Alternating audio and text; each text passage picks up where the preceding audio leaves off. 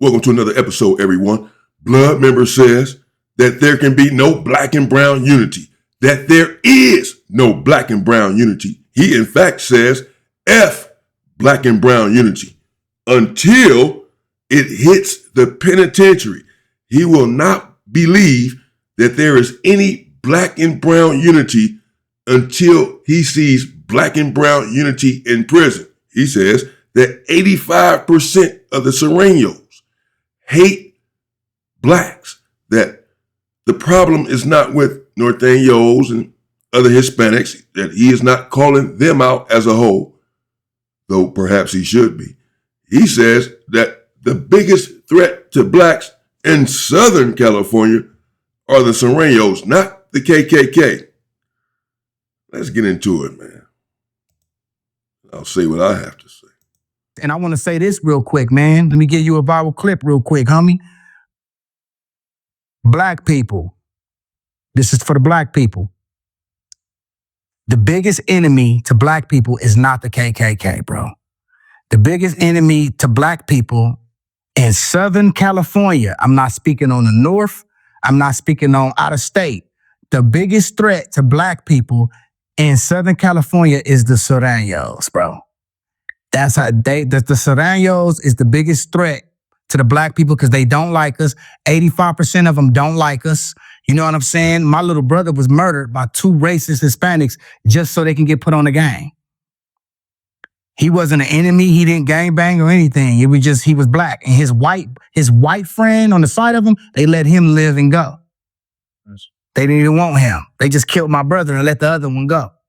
So don't sit here and tell me that these Surenos like us. These Surenos is the biggest threats to black people, bro, not the KKK. And I hope my people wake up because y'all quick to talk about black and brown unity. I'm going to be the first one to tell y'all, sorry, I got to cuss again, black and brown unity. Because until that hit the pen, it don't hold no weight with me. When I see it in the prison system, then I believe it's black and brown unity. Until then, it's bullshit. Black people, we need to come together. We need to focus on black and black unity before we can focus on black and brown unity. We need to come together. We need to stop killing each other over GD, BD, Bloods, Crips, and come together as one and be strong, homie. And be strong. Y'all worried about black and brown unity and we don't even see black and black unity. We need to come together, bro. And I was on the phone with Compton Rick Rock and we had this conversation right here. And I told him, you know what? When I do my next witty, I'm going to say that. Black and brown unity until it's black and black unity, homie. Dead homies. Cause and when I say this, right? Hispanic people, I love y'all. This is no shot at the Mexican race, because I love y'all. This is a shot at the Sureno core. So when I say they don't like us, I'm not speaking on the Mexican race. I'm not speaking on the raza. I'm speaking on the Surenos, bro. 85% of them dudes don't like us, bro. And I don't believe in black and brown unity until that hit the pen. Y'all can't pull a wool over my eyes. I know y'all don't like us, bro. When it gets pushed in the pen, then I'll give y'all ear. Until then, I don't believe in that shit. I'm focused on my people, bro. It needs to be black unity. We need to be coming together as black people. Should no Hoovers be killing no neighborhoods the other way around. When we come together as black people and we could feel safe around our own black people, then we could worry about trying to have unity with other races. Until then, fuck all that. We need unity as black people because the first biggest threat to black people is the Surenos. The second biggest threat is us. So we got to fix us. The moment we fix us, then we can worry about these other bro. But until Well, first of all, the biggest threat to black people are indeed black people. Statistics bear this out.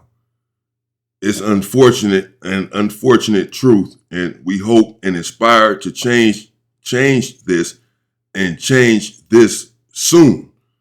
This is what our efforts are about. But the biggest threat to us are one another physically, and not only physically. In order to really have unity in any structure, of any meaning, of any real significance, we're going to have to weed out the weak individuals, the individuals who can hamper the movement with their softness. So if you have thus in the past broken a rule, flouted a rule or a protocol, you are not welcome to the party because that will weaken the movement to have you as a part of it. If you are not stout in your belief, you can't believe strongly one way and disbelieve strongly in another. You're either in or you are out.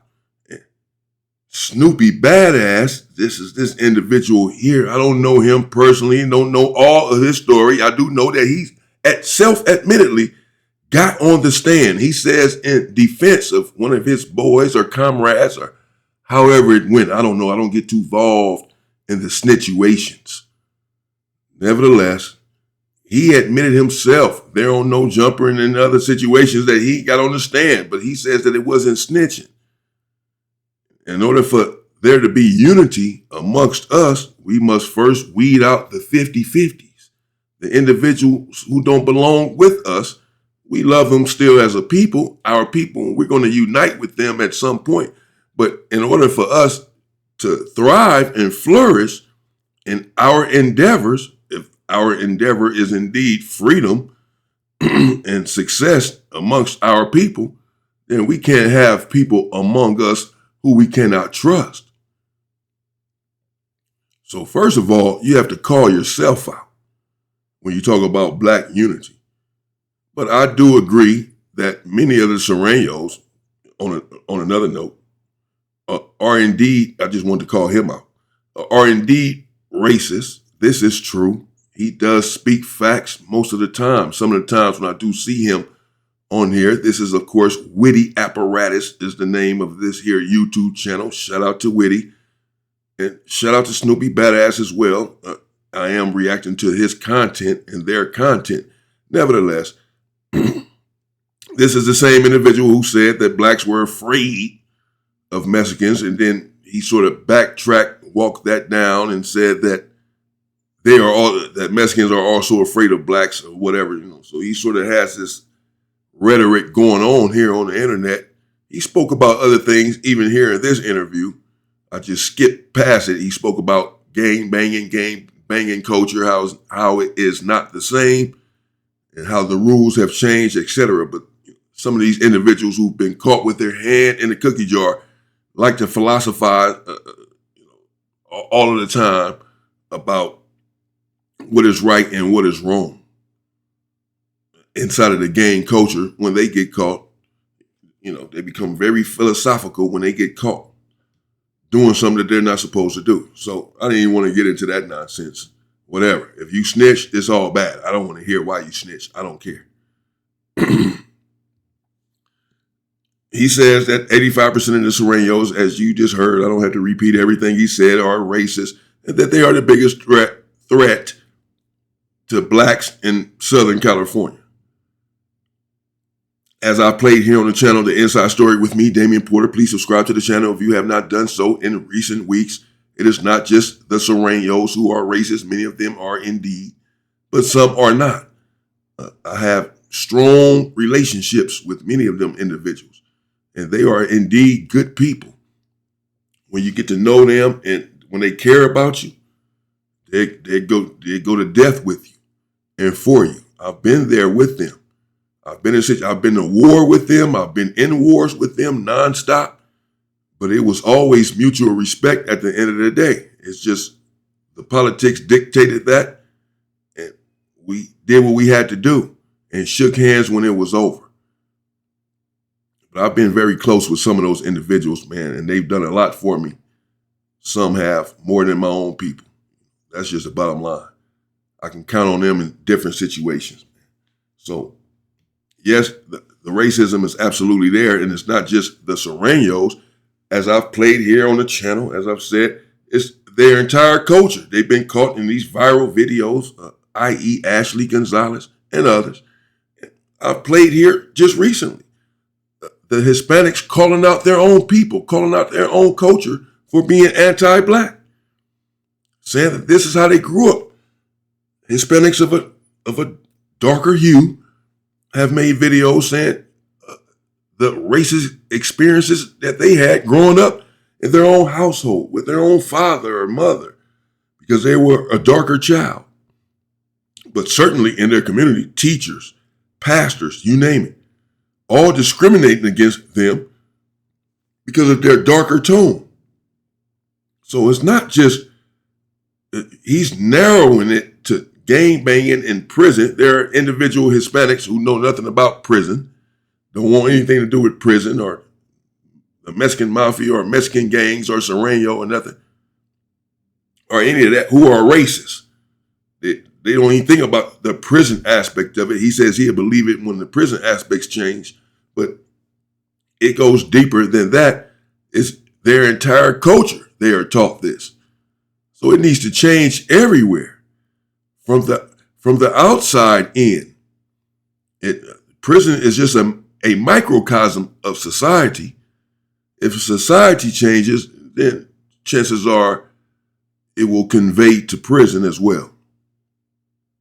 But the work needs to be done out here because on a larger scale, the culture in general is anti-black. These are not my words. These are their own words as of late. They have just been exposed or have been exposing themselves as of late. Then, bro, it ain't no black and brown unity. That's just fake. That is a way for them to sneak into our rap game, bro. That is a way for them to continue to steal the things that we created, bro. So we not about to play that game, bro. Dead homies. We not about to play that game. From our lingo to the way we dress to up to even the red and blue bandana. They took all that from us, bro. Now they working on rap. I seen a post. They said they created hip hop. That's what they do. They take a style, oversaturate it, and start claiming it as their own.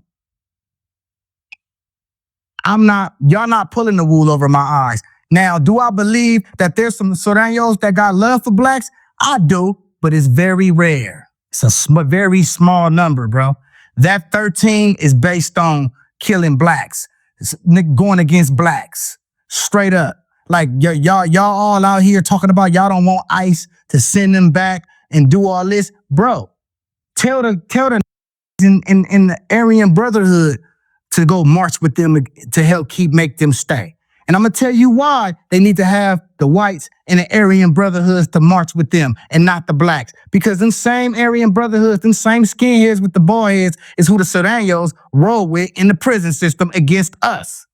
When you hear about it being a riot, who you think with the blacks or your people's calling home, telling them I got stabbed up, it's about to go down, it's a riot. Who you think they rioting against? Other blacks? No. They're going against the Surenos and the skinheads. The Surenos and the racist skinheads click up to go against the blacks in the California prison system. You know, that always trips people. So why is us as black people speaking up for them, talking about black and brown unity? That's not our problem. Black people, we are stupid, bro. We need to focus on us. It needs to be black unity. Black and brown unity until it hit the prison system. If it don't hit there, they don't like us. It ain't no black and brown unity. That shit is a facade to sneak up in our industry, in our gang, and then start saying that they created hip hop and they created this shit. They did it to the lowriders. They did it to the flannels. They did it to the khakis. They did it to the chucks. They did it to Cortezes. All that came from this. That came from black people. They just oversaturated it and claimed it as their own. And now it's really theirs because black people don't even dress like this no more. They busy dressing like Lil Durk in them Chicago. When this flannel, that bandana, them chucks, that khakis, that's our original uniform, bro. One thing I'm gonna get at Surenos, at least they kept the original uniform. These look like NBA YoungBoy. Jeez. Okay. There you have it. Let me know what you think in the comments. I don't want to stop it too much. I'm conflicted. Some people tell me in the comments, man, let the video play some more. You keep interrupting. And then other people say, man, you're not saying enough. You're not giving your opinion. I tuned in to hear your perspective. How come you're not saying anything? I don't know what to do. I get both of those. So you can say whatever you want, but someone else is going to say something different. So I just try to find a little balance, let it play some, not interrupt too much so you can get what the person is saying and then insert my opinion at a certain point or whatever. I don't know. Just trying to figure it all out. Trying to satisfy everyone. But there you have it. That's Snoopy Badass. He's a blood member from wherever the hell he was from. Because he had went from a couple different hoods. May have been a Crip before. I think he was a Crip before. Has the same baby mama as Crip Mac and all that. Got on Crip Mac's head, said Crip Mac was a fake Crip. And so forth. The same individual here.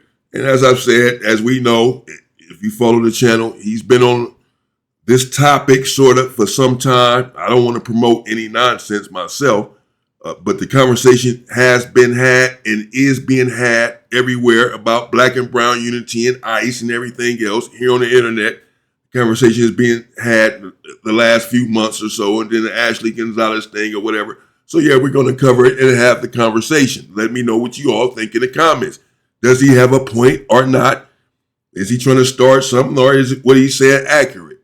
That they should have the skinheads marching with him against ICE, since that's who they ride with in prison, against the blacks.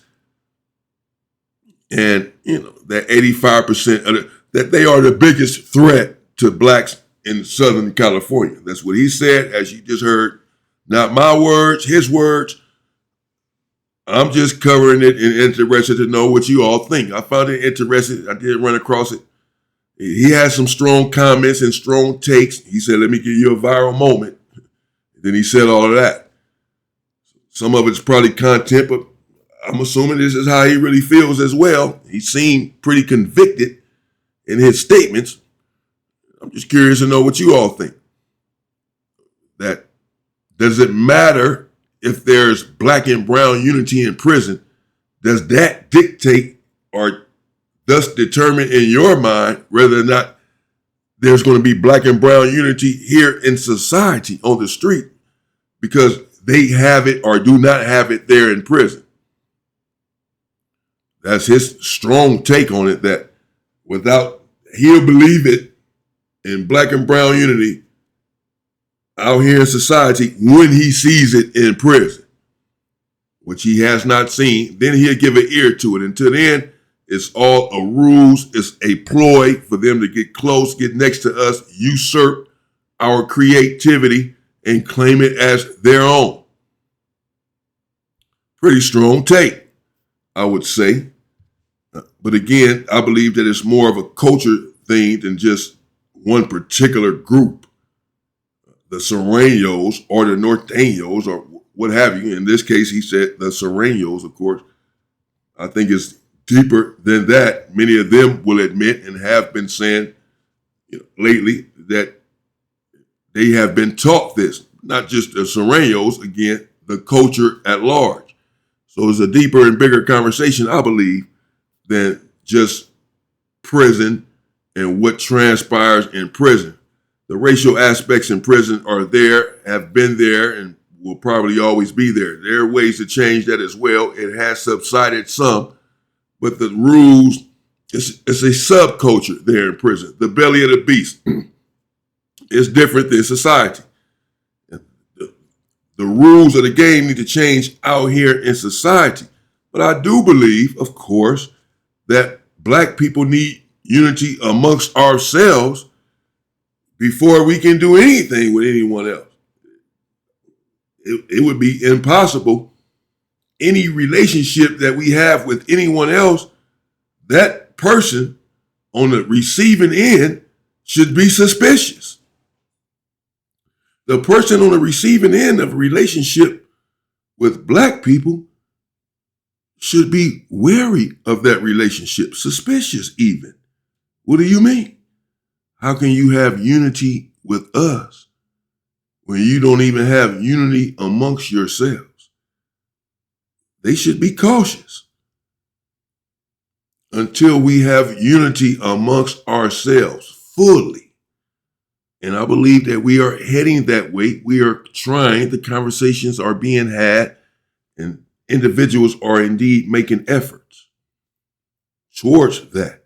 We need to step up these efforts a million times over because black people are still losing their lives out here in the street at the hands of other black people, primarily. So there's really no time to relax. Just continue to converse about it. The conversation, of course, is important to spread the message, but we have to implement action and fast if we love and care about ourselves and our people, our people's future, our children, and our children's future. The world that we make and leave for them is the world that they're going to live in.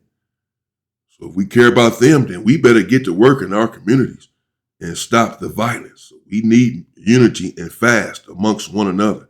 Love and unity. There's nothing wrong with telling another black man that you love him. Nothing wrong with it. You've told him that you hate him for so long. You showed him that you hate him for so long. It's okay to tell him that you love him. It's okay to let him know that he's worthy of love, that he's loved. It's okay. Doesn't make you weak or soft. You can be a man and show love to your fellow man, your brethren who's been through the same thing with you and unfortunately may have to die with you in order to obtain freedom. We're all together. We're all in the same boat. The sooner we recognize that, the better off we shall all be. So I agree that we need unity and that we need it fast.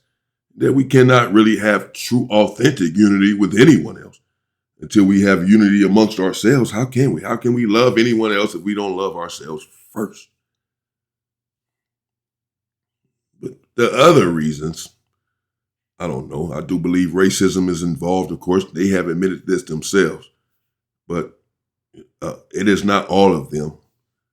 And some of them will show up for you if you're cool with them. They're good people when you're cool with them. Loyal, all of that for sure. Giving, generous, stand up. That's the bottom line. I can say that myself. I can vouch for that. I've been in many situations with them. I don't even want to get in too deep involved in it, but I have. But I also have different opinions as well as everyone else. I've seen racism from them. I've seen it on all sides. I've seen it from my people. Something that we're all conversing about. We're having a conversation. We're trying to resolve it and see, can there be unity? Will there ever be real unity amongst us? They're going to have to do work on themselves and their culture. We have to unite amongst ourselves and do work in our communities. Desperate work that needs to be done desperately, urgently. Now, we cannot wait. Too many lives are being lost daily still. We need to be at work at this now, every day, all day, trying to save our people and the plight of our folks. So that, again, I do not disagree with. Once that happens, then perhaps, yes, of course, we can have unity amongst ourselves. But you first have to admit that racism is indeed there, is indeed involved, and they have been admitting this. And again, this is not just to point the finger at them or any other group, because we all have our faults and flaws. Nevertheless, we are indeed the most despised here on this planet, even though the most envied and copied, the most despised, openly despised. And until these things are addressed in all of these different cultures, then yeah, there's going to be a problem. Black people are waking up to the fact that we are heavily despised worldwide, and things are not as sweet as individuals thought that they were even 2 or 3 years ago. Too many things are happening. Videos are going viral. People are being exposed. I've been through the truth. None of it is surprising to me. I understand the nature of these people here in this country and their way of thinking, what's ingrained and embedded in them from day one. Let me know what you think in the comments. Stay safe and stay free, people.